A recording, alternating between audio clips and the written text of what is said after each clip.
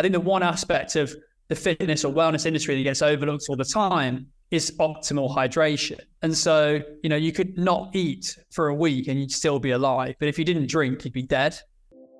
Snackable content from brand builders, e-commerce and growth marketing leaders, giving you actionable insights you can apply today.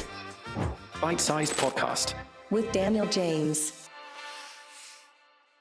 So for anybody who's been listening to Bite Size for some time, creative being the variable is a statement largely agreed upon by myself and most of my guests, whether that's a brand founder or a marketer. And let's break down what effective marketing is. It's images, videos, copy, structured in a way to drive an action.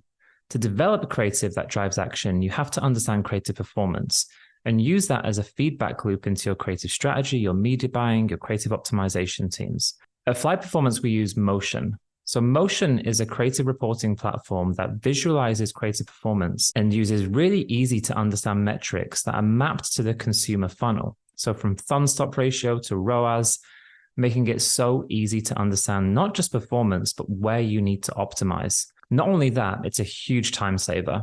We estimated that since using Motion across the agency, we've saved our teams 2 days a week from manual data pulls, allowing them to test and analyze creative far more efficiently and get winning creatives and really help drive performance.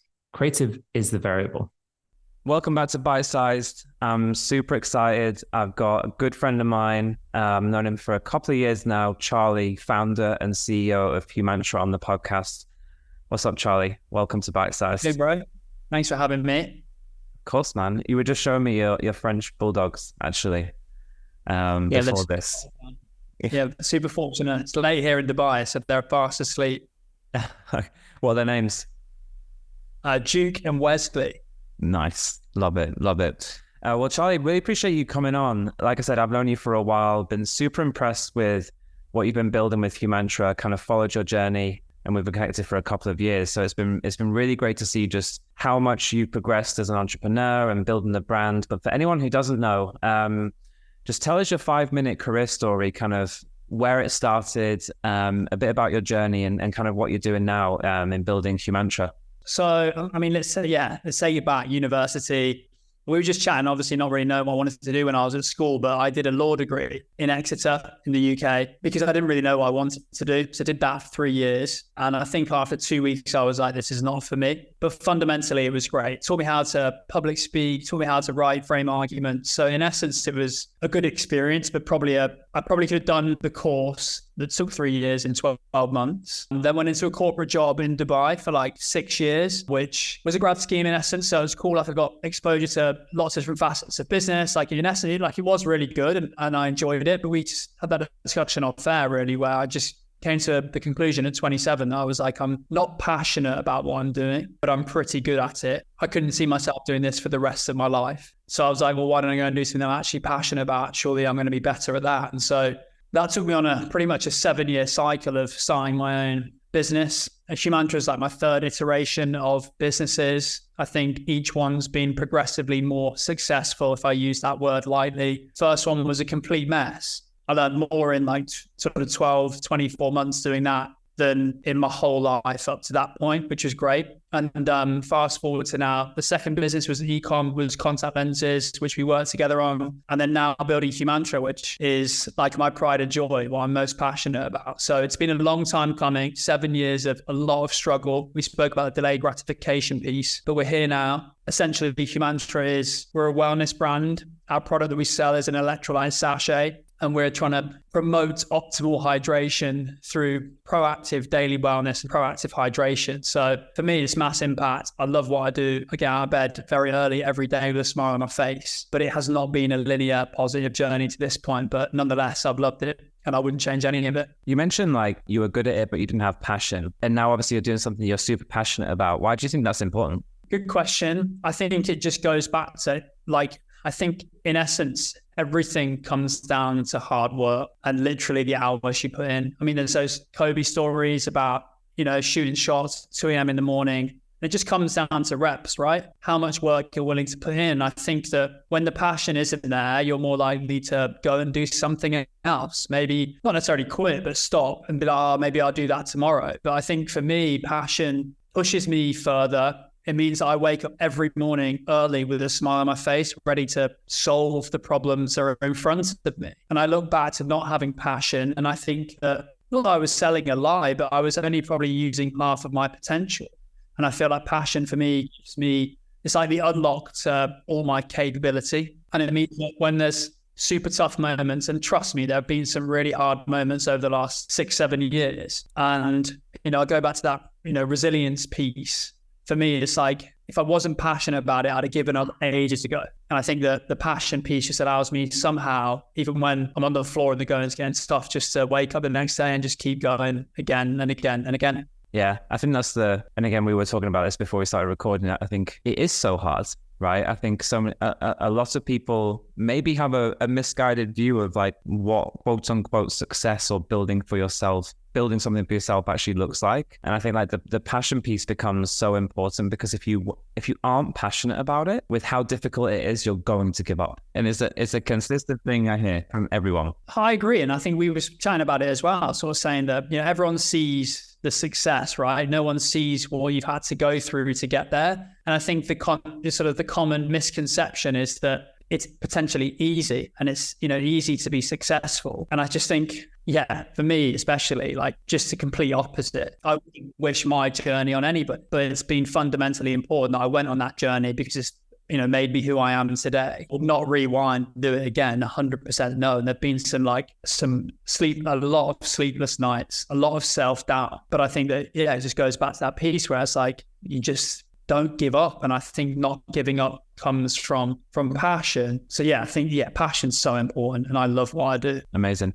So Humantra, your current brand, what was the inspiration behind that? Because as you mentioned, you'd had a couple of other brands previously, or businesses previously. Like, why Humantra? Why are you building a brand in the wellness space? What kind of sparked the initial idea? I think I'd say literally maybe, about 24 months ago, really, for me, like we spoke about earlier, like I just went on a big introspective journey, really, about taking complete accountability for everything in my life. And I think I just almost went on this like mass detox, like who I followed on social, the content I was consuming, the people I was spending my time with, the output that I was putting out into the world. And, what I fundamentally brought down to is that I wanted to get fitter. I wanted to spend more time in the gym. I wanted to be healthy. Ultimately, I wanted to have a family, and I wanted to really do what I was passionate about. And so the more I was training, and concurrently, I found out that my dad had then been diagnosed with prostate cancer. Sadly, he died in December. But for me, I needed a crux effectively to help me combat that. And I sort of used physical pain to combat emotional pain, which looking back now was not the right things to do, but at the time it served as a great purpose, which helped me dive deeper into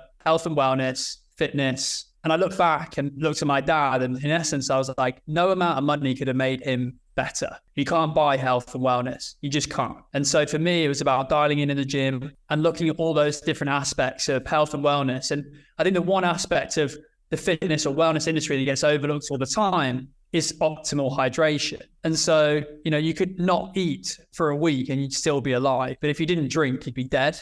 And so everyone's looking for like protein powders or creatine and all these amazing things, which are great in silo, part of a balanced diet. But I think what gets overlooked the most is hydration. And from my experience, optimal hydration is the easiest thing to pursue every day to have the biggest possible upside. And that's what really excited me. So for me, it was about hydration. And then if I tie it back into an ecom perspective, it was a replenishable product, which was obviously super important for me from an ecom perspective, super lightweight shipping, and something I was really passionate about. So the stars aligned, and it was like, well, how can we build a product in the supplement space around hydration? And that's it, really. So, I mean, you're into your fitness, I'm into my fitness as well. And I'll say for me, hydration is, well, I drink a lot of water each day. But to your point, like, I know about electrolytes, but I don't take them. Until recently when I started purchasing Humantra. So you're right, like when you think about hydration and having electrolytes and the ease of putting a sachet of Humantra in some water,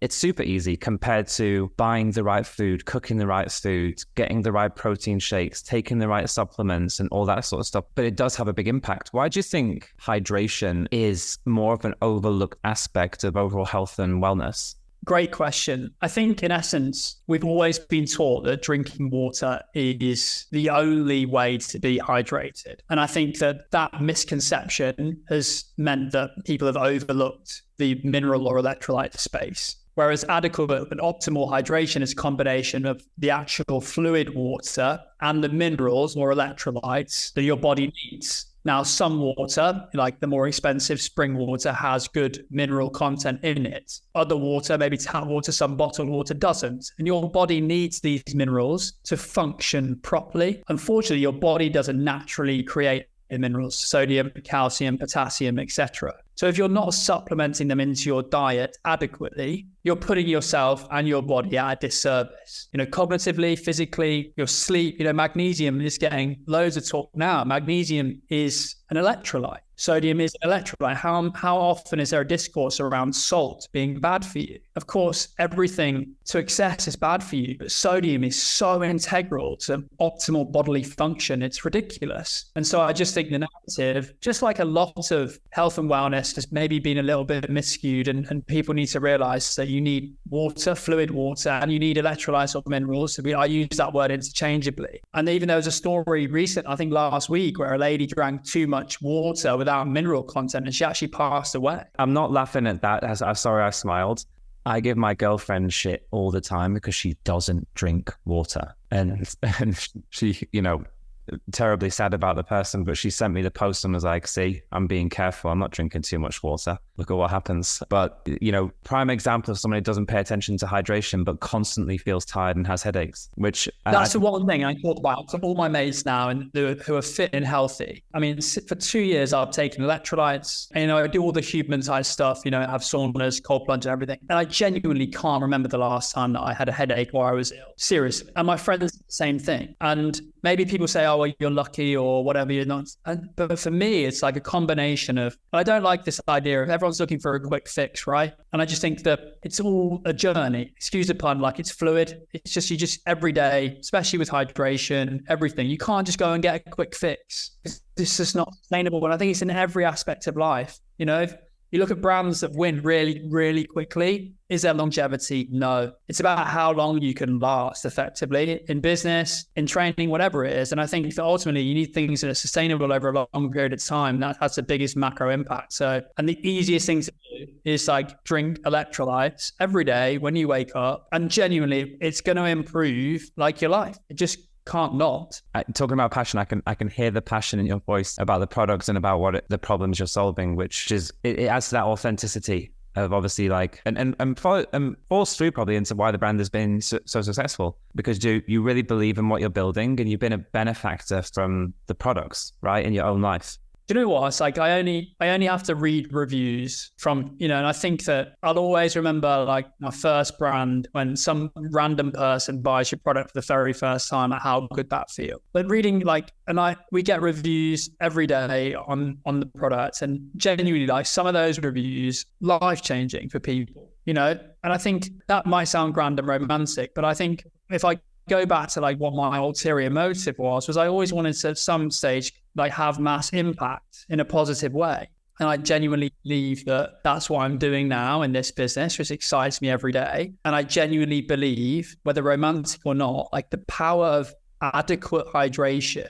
is a game changer. Because I think, how many people do you speak to? Like, will always say, oh, I'm not drunk enough water today. So like, not only are they not getting the fluids they need, they're not getting the minerals they need. So of course they're going to feel rubbish. And I used to be one of those people where you trick yourself thinking, oh, I feel rubbish today, feel crap, feel shit. And you trick yourself thinking that's the norm. And like, it just doesn't need to be the norm. Like waking up tired every day, granted that life can get difficult, but I think there are certain things you can do to try and offset certain things. And I'd say like adequate hydration every day is only going to have a net gain on your daily life. There's no negatives to it. I love that and totally agree. You've got a tattoo, and I think it's on your Instagram page, of what does chop wood or chop wood and carry water. What does that mean? So I read a book called 11 Rings by Phil Jackson after watching The Last Dance about 10 times during COVID. So Phil Jackson coached MJ, coached Kobe,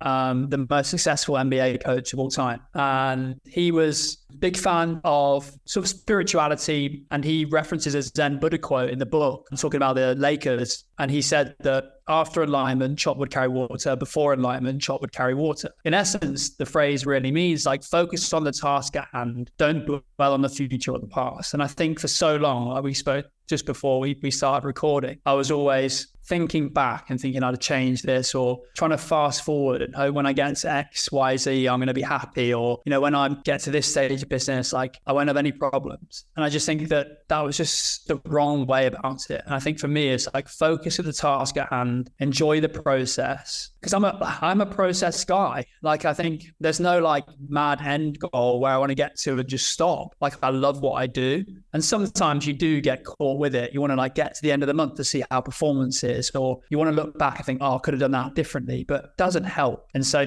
it's just about like, just focus on the day to day, like that, all those cliches, like 1% better every day.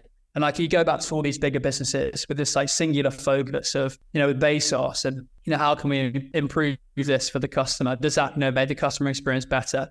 Even with Elon with SpaceX, how does he get us closest to Mars? And I think for me, it's like, can I just focus on the day to day, which is going to serve me way better than just dwelling on things that are out of my control. 100%. I love it. Great quote. You live in Dubai. You mentioned in your story that you went over there earlier on in your career. Why did you make the move permanent? I mean, I love Dubai. It's hot.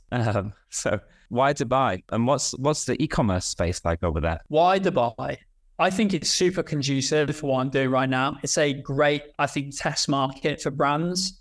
I'd say online e-com is pretty nascent. You know, if you look at the macro sort of scene, you know, Netflix, Amazon only really came to the region in 2018, 2019. So the idea of tokenization and subscriptions in reality only really came into play in 2019. And if you look at the Visa, MasterCard studies, cash on delivery was the predominant mode of payment until basically probably 70% of payments until 2018. So it's a predominant mall culture here. You know, going to the mall is a social element as well. But I think that what you're getting here is amazing people. It's a great place to live. And I think that, it's just very conducive for people wanting to push boundaries. You know, it's a small city, but it's a young city. So I think the rise of e-com is going to start hitting some heavier heights. It's never going to be the size of the US or the UK, but for me, it's just a super conducive place to be. It's served me really well for 10 years. And I've enjoyed my time here. Is it very entrepreneurial? Oh, I mean, yeah. I think, look, you can't be here unless you've got a job, right? Which I think in essence, these people are moving here to better their life at any stage of the career spectrum or the wealth spectrum. You know, even if you're a lower income worker and you're coming here to better off your family because salary is better than where it is home. Even at that stage, I feel that that's an entrepreneurial decision. You're going to go and do something to better yourself. And so in essence, people are actively choosing to come here to have a better life. That sounds really, I'm doing that because that sounds pretty pathetic, but it's true. You know, you can only be here if you want to work. And I think that the rise of startups, brands popping up here now. I mean, there's not a lot, but I just think that people are actively trying to do some pretty cool things here. And I think especially with the location, you know, logistically now, it's a great place to service multiple markets. You've seen the rise of Saudi Arabia as a colossal market. You know, we talk about the US being massive, single speaking, 350 million people. You know, the GCC is starting to rival that, you know, one language, unifying everybody, huge population across the GCC. So I think it's a super exciting time to be in the region, and it's set up to really give young people the platform to do amazing things. Amazing. I need to get back out there soon. I loved it over there when I was there. It's really hot now. I'll eat fun for another 3 months. I don't think I'll wait till it's a little bit cooler. I'll just be sunburn and red the whole time otherwise. So with Humantra, I'm always really keen to understand the founder's philosophy to building a brand, because there's many different philosophies, right, in terms of how people approach it, and it kind of guides certain tactics that people use to build a brand. What was your philosophy when building a brand? Like, what did you think was, I need to do these things to build the brand? Like, these are the priorities. And how has that shifted as the brand's, grown and gotten bigger? I think prerequisite to all brand story needs to be great product. Like, it's not enough just to have a great product. I think you just have to have one. And so I think creating a product that we were super happy with and we were really proud of took time. So the business in essence was built on a great product. And I think then the next stage was, in my mind, I'm a big fan of like trying to make as much of your own noise as possible rather than going out and paying for noise when you haven't even sold any product. And so it was almost just like dialing in on a narrative, one single narrative, which was we focused on speaking to people that have never had an electrolyte before. And because I thought it's harder to convert somebody away from another product, or somebody who's got a preconceived idea about what they should or shouldn't be taking, that's harder to do. But whereas what's easier to do is like, how can we present the problem in an effective manner and then provide a solution? And I think that targeting first-time electrolyte users, people that probably didn't think electrolytes were for them, was how we went about building our brand. And I think that we obviously, when everyone launched, you got a product, right? And I think beyond there, and we're still figuring it out every day, but it's having like singular message and having a really solid product that people want to come back and buy over and over again. And I think for me now it's, okay, well, how do we take the story that we have to talking to the first time users, and now how do we apply it to people that maybe converting from another product? Because I think our product's good enough to speak to those people as well. So it's just a proliferation of ideas then of not, we don't want to talk to everybody, but I think for us, it's like having key concise messaging, telling stories, and ultimately like building, like hype sounds like a cliched word, but it's like, how can we build as much noise, positive noise around the product as possible? And for us, that came with like almost layering in an element of performance marketing, top of funnel. But then I was like, well, how can we almost be seen in all the right places? So like some of the stuff we did early days was going to gyms, spin studios with great communities, trying to get the instructors or people taking the class using the product as well. Because in theory, it's like, let's say Claire on the school run sees a Facebook ad of our product.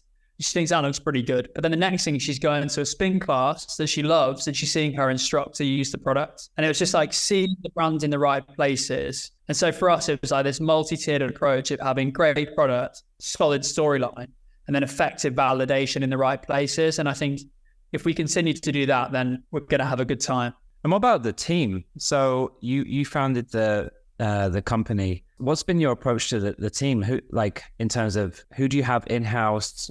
Because I think a lot of brands, when they're first starting out, is like, what do I need and who do I need to help me grow this, right? Outside of like the product development and everything else. So what's been your approach there, and what's worked or what's not worked? So I've just hired my first person. So we're like just hiring 2 roles, which is a customer service role and a brand manager role. But up until this point, it's just been me within the brand. And I think my ethos around that was very much like, where I'm not proficient, we'll work with best in class to help us. So from an agency perspective, obviously we use a performance marketing agency to help us with all our sort of performance stuff. We have a sort of content agency locally in Dubai that help us with our organic content. We use 3PL obviously for all our deliveries, which just so happens to be the same 3PL we have in the UAE and in the UK, which is super convenient. And I just think that, and then I get leverage support from a finance perspective from our investors, Huda Beauty Investments. They help me with my numbers and all of that sort of stuff. So it's just been me, which has been a slog. But it's almost given me the perfect foundation to identify where I need the most amount of help. And I'm super excited to be hiring people that the business really needs right now, and it's going to, it's going to benefit from massively. Not just the business, but I think as a founder, my time is going to be spent in more effective areas. But I'd say like one of my superpowers was like, I would do all the shit jobs for as long as possible and work as much as possible, because it's given me and I've done this, in every iteration of my businesses. It's like, can we do as much as possible until we go and get other help? Because you just understand exactly what's going on in the business. But yeah, I'm at a point now where like I can't spend all day in DMs and replying to emails and everything. So we're bringing on a customer service support and also like brand manager piece. So Yeah, at the moment, like it's been, I'll do everything. But now it's like, we're going to go and hire like super like important roles in the business. And that's the next stage, right? I'm really excited now to build out this team because I believe we've got product market fit 100%. The business makes sense. And now our ability to really scale this business into what we want it to be is down to my ability to find and nurture talent, bring them all together and have a place where they love working. And then ultimately put in the processes to help them perform and keep the brand moving forward. So that's like the next iteration for me as a founder. And that's what I lose the most amount of sleep over, but I'm also really excited about. I think it was, I can't remember who said it, but the job of any founder at some point becomes you become a talent acquisition focused company, right? Because at a certain stage, the success of your company becomes so much about who's working there. You're totally right. Like, you've been able to do everything up until this point, but your ability to then scale and be even more successful is, well, how well can you hire? So is your ability to find great people, bring great people in and give them the tools that they need to be successful, right? Yeah, it is. We spoke about it. It's about assembling great people, and that can be really difficult. Like, I tried to hire about 3 months ago, but I didn't really know what I was doing. I didn't know what I was looking for, and for the right reasons, it didn't work out. Whereas now I feel like I'm in a great position to bring the right people on board, and I'm really excited about that. Yeah, amazing. I'll give you my resume. I'm a fan of the brand. Got any jobs going? You mentioned investor from Huda Beauty. When did you get investment? At what stage of the brand did you think you needed investment, and what was that process like, and how did that come about? It was pre-product. It was right at the start. It was more like an incubation type project. Had incubated a couple of brands. Humantra, like Nameless, at that point was one of those, more of an idea and a concept, and they've been phenomenal. You know, what they have done, what Huda, Mona, Alia have built at that business is incredible. You know, unreal execution, arguably probably the best and biggest brand to come out of this region. They are fantastic. They've been really, really great sort of supporters of the brand. They've helped me no end, and it's been hugely important. I just think for me, having sort of been through the trials and tribulations of putting your own money in, losing it, I think they've just been able to guide me so much better. And it's been so helpful. And, you know, being able to talk to people that have done it before to a much larger extent than you have is invaluable. And I think ultimately that's the one thing I've realized. It's just about having the right people around you all the time in every aspect of your life. You don't want to build alone. It's lonely. You know, surround yourself with great people, have great conversations, great energy, and good things happen.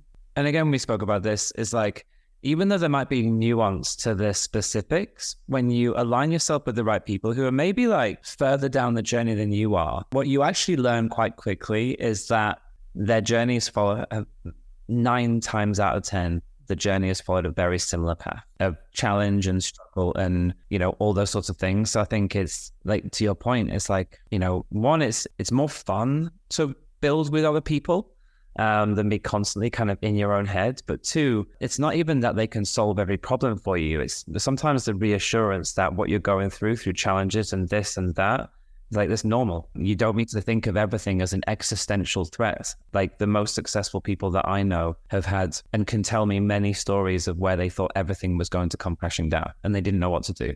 And they somehow survived through sheer kind of conviction and belief and unwillingness to give up. My favorite question to ask any entrepreneur, no matter how successful, is like, tell me the time where you thought it was all fucking over, or like the worst point. And some of those stories where people come back from the brink are incredible. And it's like, I love asking those 2 questions, like, where do you derive the most amount of joy from in what you do? And then also, like, tell me about the time where you thought, like, this is all over. Because everybody's got a great story to tell. Everybody does. I've got about 20 of those when I thought it was...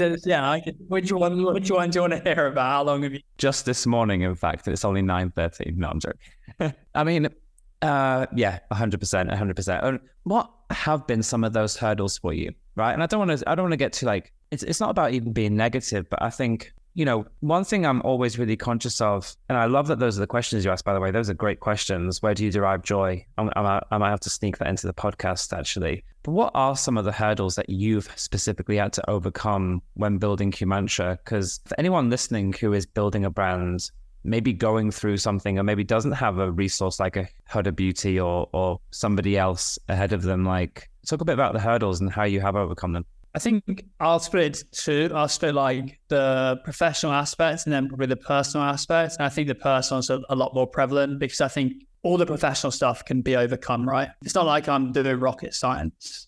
And it's in essence, I'm moving boxes around the world, really. Obviously, there's more to it than that, but it's like, how can we be with that? We're not solving diseases or solving crises, not rocket science.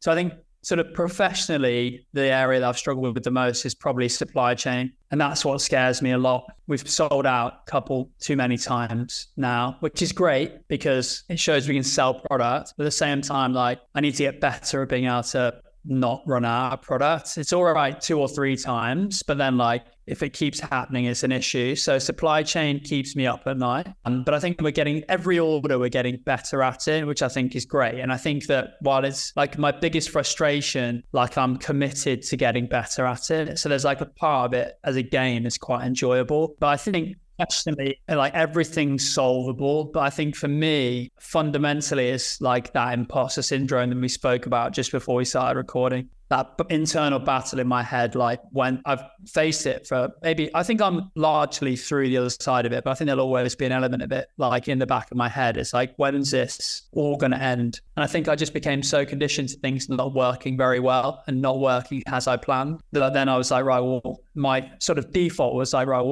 when's this going to mess up type thing? When in reality, it's the more reps I've done, the better at my craft I am. And just having the confidence that I'm doing the right thing, it's not going to end. Goes back to that chop wood, carry water quote for me. It's focus on what I'm doing right now.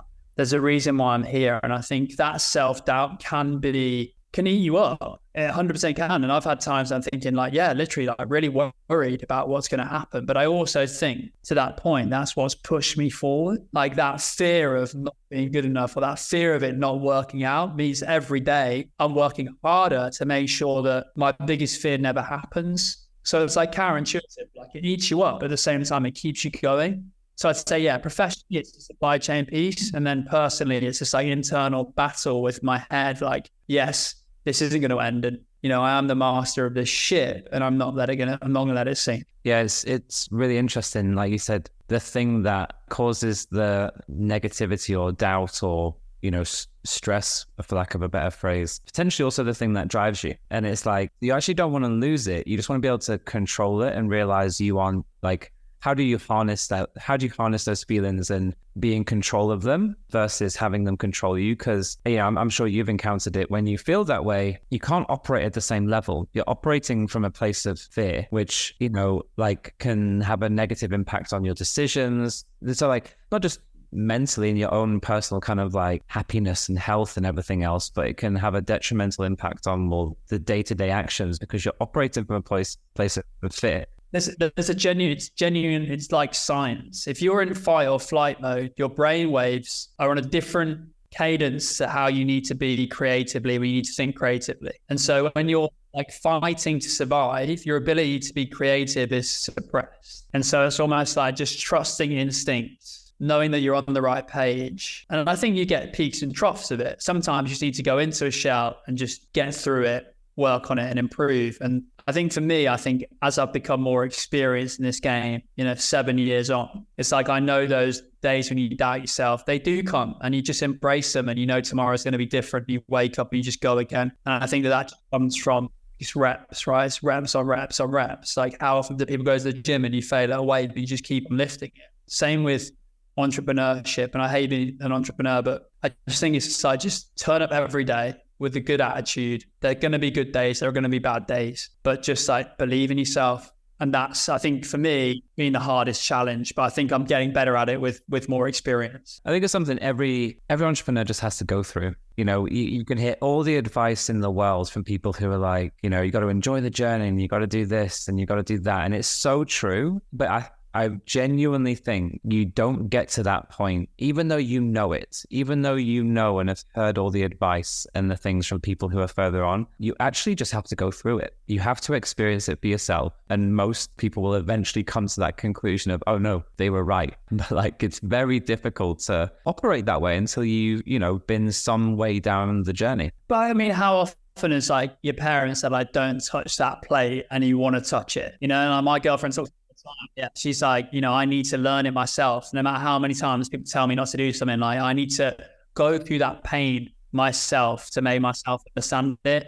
And I think definitely when it comes to building business, like you can read all the books and you can listen to all the people that have done it before, but until you do it, until you like do it on a daily basis, like no amount of logic or reason in a book is gonna do it for you. You just got to do it. Like you just got to do it effectively, which is scary, but it's like there's no manual. And like we were speaking about before, like there's so many people further down the line that are still working out as they go. And so it's like that gives me comfort knowing that when I'm like, God, what do I do here? Know that other people don't know necessarily what they're doing, which is great. And I think ultimately, like, it's just working out. It doesn't matter if you're the CEO of a multi-million-dollar business. Like everyone's still going in every day. Like they've still got a family, they still got home, they still do all normal things. And I realized that at a young age, like everybody is just like a normal person effectively. And everyone's still just trying to get through every day. And I think that's like, when you think of it like that, it makes the hard days easier because you're not the only one struggling. Everyone does struggle from time to time. Yeah, 100%. We touched upon it a little bit earlier, and I've heard, and I know this about you, when it comes to like specific marketing activities within a brand. And I think we share a very similar philosophy because we were catching up of, it's, even though, I technically run a brand performance marketing agency, like our approach, it's not just about lower funnel meta ads. It's really about how are we thinking, who is the target consumer? What messaging can we put in front of them that grows the brand holistically, right? So that's very much an ingrained philosophy that I've always had and that we have at Fly Performance. And, you share the same philosophy around like, it's not just about Facebook hacks that's going to grow my brand. It's a big part of it, right? Running ads and everything, but your overall approach is far more, how do I tell the right stories and get in front of the right people to grow my brand? So talk a little bit more about how that's guided your approach to actual marketing for the brand. And did you launch straight into ads when you launched the brand, or did you try and grow organically a little bit more? Because I think a lot of people still think the silver bullet is, well, I'll make a product, I'll build a Shopify site, I'll launch ads on day one, and we'll be fucking crushing it. Crush it. Yeah, 100%. I used to think like that. 100% like just turn ads on and you fucking nailed it. With Humantra, so we didn't turn ads on for 4 months. So we did pretty much like organic, which was good. And we grew month on month, which is great. And I think we got to around $20,000 organic. And I was like, okay, I think this works. Like, I think that this now warrants spend putting to it. And that was the nerve-wracking thing to do. That was at 20 grand in revenue per month? Yeah, 20,000 a month in revenue was what we got to before we started. And the next month we did paid, and we launched paid. And what was that month, if you don't mind me asking? It blew all my expectations. Like, it was good. Like, when I was like, I know it's working, because I think fundamentally at that point in time, like, we were super concise on messaging. Went back to that idea of problem, solution, and there was an element of, look, we needed to be good at what we were doing. We needed to be good at buying media. But I very quickly realized that isn't good enough. That you can get anyone to buy anything, I think, once. But the true testament is how can we get people coming back more and more and more? And I look at it, the biggest frustration I have as this business owner right now is that I want to educate people to have 2 sachets a day, every day, the first thing they do every morning. And so I'm racking my brain every day right now, not thinking about what our customer acquisition cost is. I'm thinking, how can I instill behavior into people and how to use our products effectively? And I think that if anything is going to describe how I view the brand piece, is that, it's like, I believe we can get people to try our product. I believe we've got the skill set from a technical perspective to entice people into the product. But I think what transitions somebody from buying the product once into buying our product every month for the rest of their life is the brand piece. How can we educate them first and foremost on the hydration piece? How do we educate them that our product is sufficient, if not better, or good enough for them? I don't want to say our product's better than anyone else's, but I'm saying it's better than not taking electrolytes. So I've got to educate somebody why they need to take electrolytes. And then I think at that point, that for me is brand. It's like, how can we just transition from just being a product business that I think has a place maybe on Amazon, there are loads of product business on Amazon, into how do we transition into a brand and how do we tell stories? And I think we chatted about it earlier. Like, I think we're going into an age now where storytellers are going to win all over again. It's not good enough just to have an incredible media buying team behind you. You know, the one metric I track as a business owner for like ultimate success is blended ROAS, you know, not on platform ROAS, it's blended, because I know roughly where our sort of on platform ROAS is. So I know really, if I'm judging brand, the number from on platform to what the blended actually is, that's how good we are at being a brand. And that's what excites me the most. How can we get our performance spend stretch it as much as possible? And I think that that's what excites me the most. You know, that's what's allowed us to be in the position we're in right now. And it's like, yeah, everything outside of on platform, you know, how do we build validation into the product? How do we educate our consumers? You know, if I put the way I look at it is, if you put me in a room, I could convince somebody to try Humantra once, and I could tell them how they should take it, when they should be taking it. I genuinely believe I can convince people. So how do we replicate that on a mass scale? And I think that comes as many different touch points beyond just like on platform marketing. And like, our role is to reduce that consideration phase down as much as possible. But I would rather it take us 30 days for a customer to be like, yeah, this is the brand for me. And it costs slightly more. That's not the word. It costs slightly more to acquire that customer. But I know that customer is well educated enough to know they need our products every day, 2 a day, and they're going to come and buy our products for the next 3 years. That to me is a win. I don't want to just acquire somebody quickly on platform because they think it looks good or tastes good, and then they don't get the results they think they're going to get from it, and they never buy it again. That isn't what we're trying to do. And I think a lot of people solve for that first purchase to be as cheap as possible, not really understanding who that consumer is. And so for me, brand is like that, everything off platform that I think we're starting to do really well, but I'm also excited because we barely just started it. Humantra, correct me if I'm wrong, is it 100% online? We probably do like 85% e-com now. We're starting to branch out into some retail B2B pieces. I think that will only continue now. What I like about the e-com piece is it's where we can educate the most. And so if I look at our UAE model as a reference point, we did e-com for, 15 months or 14 months. And then the B2B stuff sort of came to us in an amazing sense because we'd put the groundwork in, we've educated people knew who the brand were. And I think that will always be, it's a new markets, e-com first, and then can we transition into making the product more accessible? I never want our product just sat on a shelf with no education. People don't know what it is, how to use it. So I think e-com is the best way for people to come into the brand. And then as we grow and scale, we'll definitely be doing more retail stuff. And that's been a shift, right, in the last couple of years. I think, you know, DTC became an entire business model, you know, and I think like, rightly so, right? Because you go where the opportunity is. And the opportunity was like, Facebook ads is so easy at that time. You know, it's like, we never need to do anything other than just run Facebook ads. And I'd argue that was always going to be I'm sure it gave a lot of brands a prop up, but it was always going to be a short-lived kind of approach in some senses. So your approach to being more omni-channel of like e-com first, but then extend out of there is really interesting. And I think a lot more brands are doing that. You would say like, a lot of brands doing pop-up stores and trying to have that in-person physical location, touch, feel, try the product. And it makes so much sense. But I think a lot of brands didn't even consider that for a long period of time, you know? So one of the challenges is then measurement, right? Of like when you're in multiple areas, is your advertising, I mean, you can measure it, but it does require a different level of understanding of the business.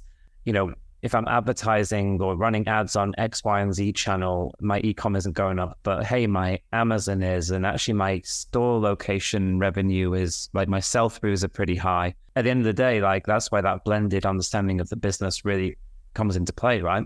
100%. I think, yeah, look, the direct consumer is an element of this business. You know, we're not an e-com business. We're not a D2C business. Like we're an electrolyte business. You know, we are an electrolyte brand. And so how we get to consumers is going to evolve over time. You know, I don't want to be on Amazon right now. It's not where we need to be. That's a choice we're making. But, we're in some great retail spots in the UAE. We're looking at some awesome retail spots in the UK as well.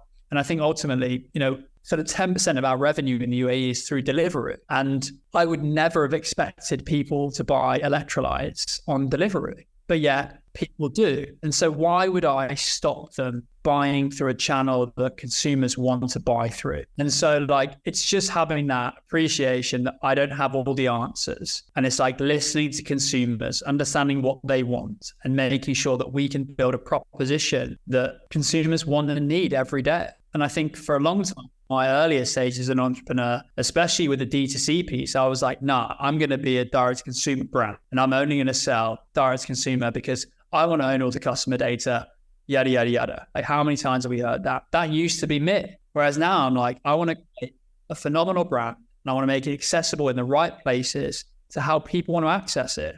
And that for me is where I'm having the most amount of fun. It's let's just get fundamentally a great product, build a great brand around it, and then just interact with people in so many different ways. And I think that, D2C, you can't just buy media really effectively anymore.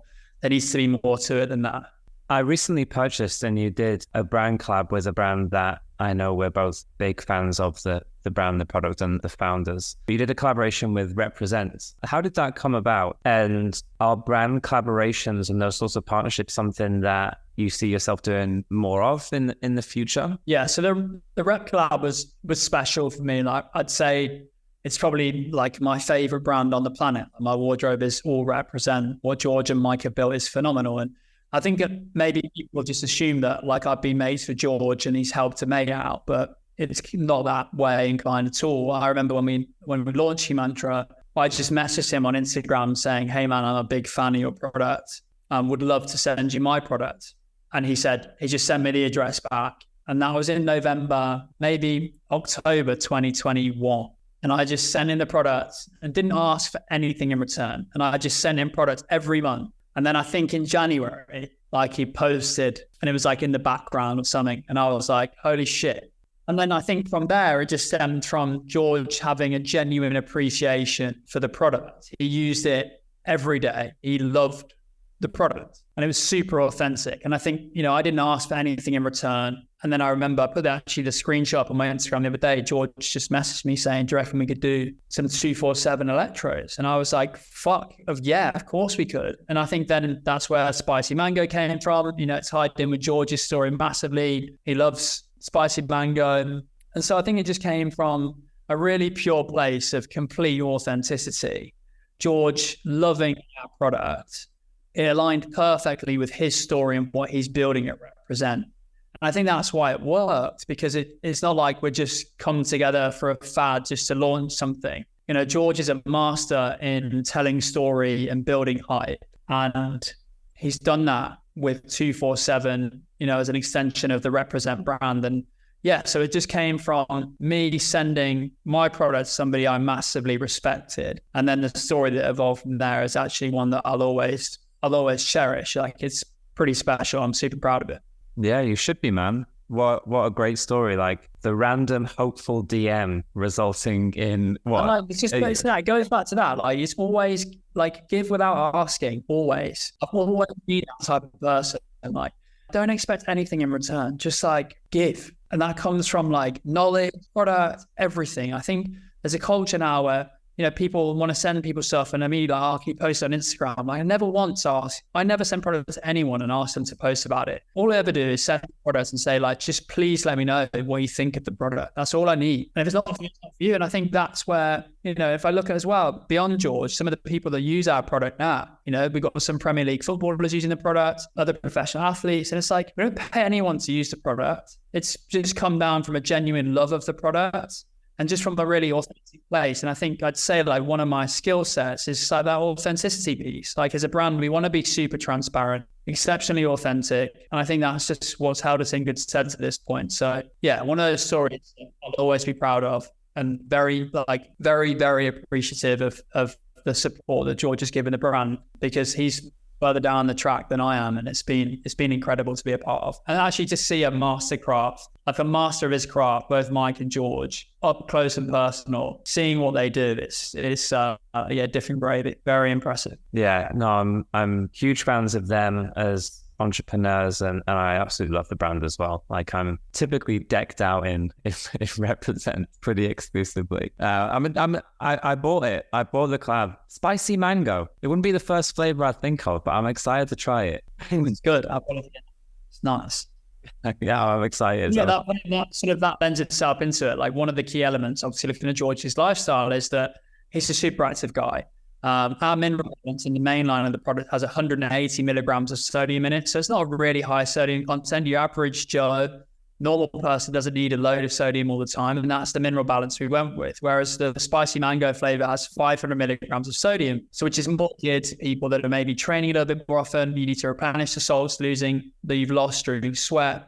And so it tied in with what George was doing. He gave us a more nuanced version of our product, more performance line. It actually helped us then talk to people that are in that conversion market a little bit better because it's the sodium requirement you needed. So as a brand, it gave us a great sort of opportunity for an MPD to sort of spin a different product out that's slightly different to mainline. And obviously it's a limited collaboration. It ties in flavor-wise to exactly what George wanted.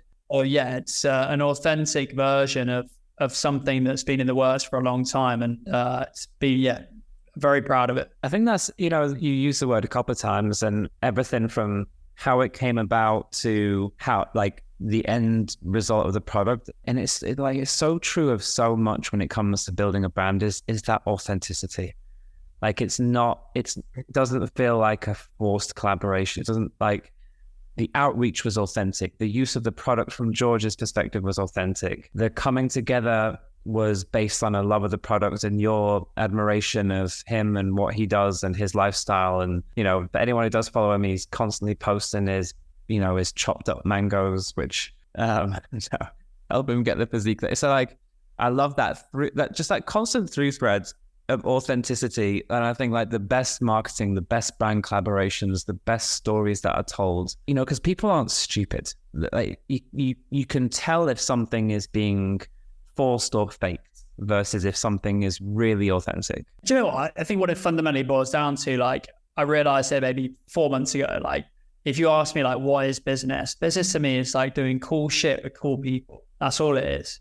And I think the Represent collab is just the epitome of just doing cool shit with cool people. And, like, that's what I get out of bed for. That's what makes me smile every day. Like, somebody said to me, like, you can collab with any brand in the world. Who would it be? Like, I'd have said Rep, and we did it. Like, it was the first Rep. First collab we did, we can't talk about. We signed a contract. But the second one was with Rep. And, like, it's every day. Like, it's just been amazing. And George has been massively influential on the brand as well, and my own journey as well. So I highly appreciate it. It's been pretty awesome. You talk a lot about your own fitness journey, and anyone who follows you, and again, being authentic. You came up with this product because you identified an issue. You live a healthy, active lifestyle. You have a pretty regimented morning routine. I mean, you're up at what, 3:30, 4? Yeah, 4 o'clock is like probably the latest I get up. My alarm goes off at 4. Sometimes I'm up earlier than that, but I think I go to bed very early anyway. My girlfriend also lives in Australia, so sometimes it's easier getting up anyway. But yeah, early mornings for me is sacrosanct. I absolutely love the morning. I think if I look back on my 20s and early 30s, in the evenings, I was spending time like watching crap on TV or doing stuff that wasn't helping me move forward. And I was getting up later in the mornings, and it just wasn't a great place to be. Whereas now, like, the mornings are peaceful. I love training early. I think discipline comes down to, like, doing hard things. And if you set a tone for the day, like, it's not easy getting up at 4 every morning.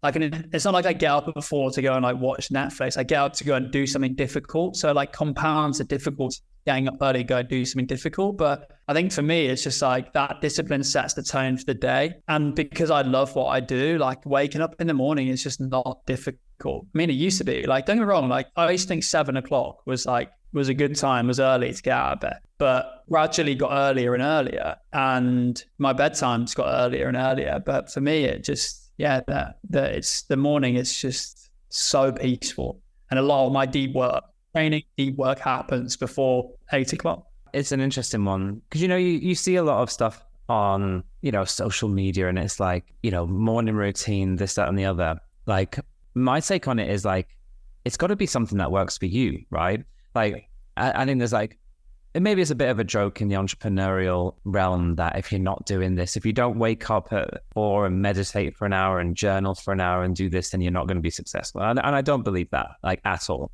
I can tell you my consistency of morning routines is about 20%. If I look at a longer horizon, like I'm much better now because I just prefer it. I just enjoy it. I don't do it because I think it's going to make me more successful, but I like getting up relatively early. I like going to the gym. I like reading before my day. Like I just like it. I don't do it because I think it's going to make me the next Jeff Bezos. And I think that's the thing. Like you got to, it really works. You got to find what works for you. But the thing I do really like about, and I really believe in, and I know it's a privileged position to be in if you have access to gyms and you're healthy and okay to do it. But that crossover of discipline of physical activity into business discipline is so real.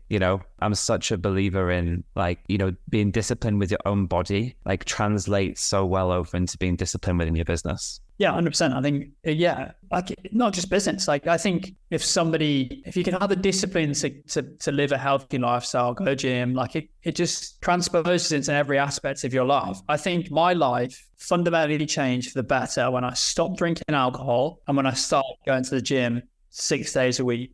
That's when everything changed in my life. And I think like my cognitive ability has improved, my physical ability has improved, my love for life is improved, and my mindset has. And I just think that, discipline, like it goes back to that point as it's a lame quote, but a great one, that like consistency transforms average into great. And I think that's what it boils down to for me, is like just the reps on reps consistently. Discipline for me it's like just set the tone for the day.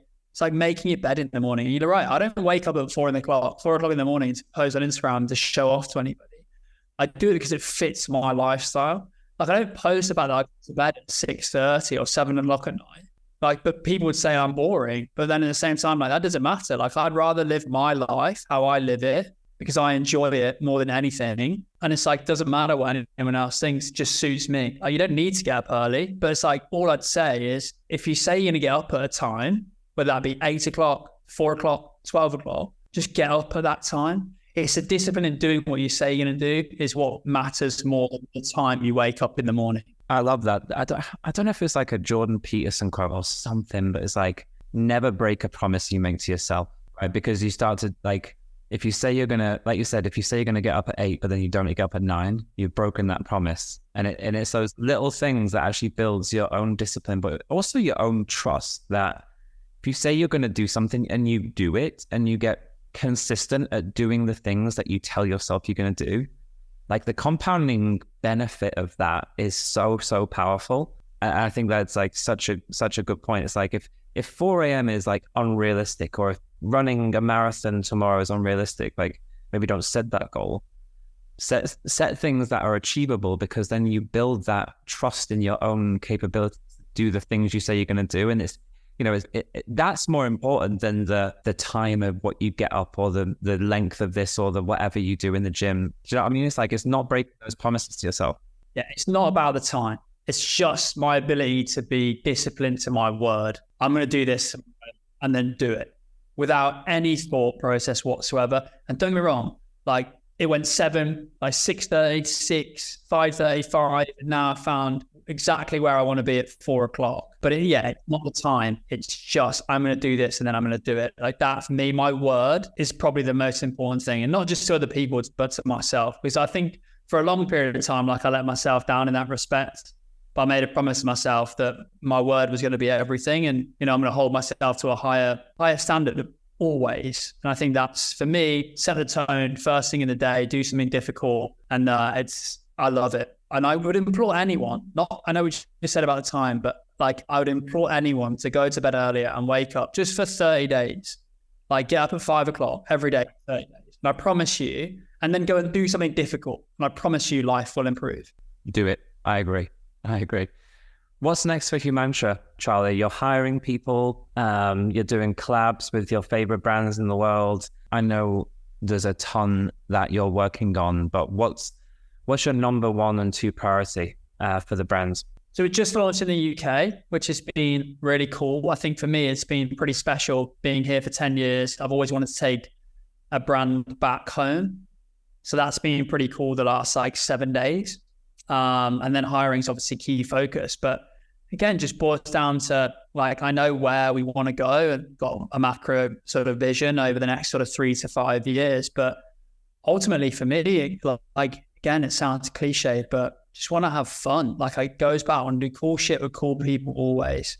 It's how can we leverage those opportunities? How can we find more of them?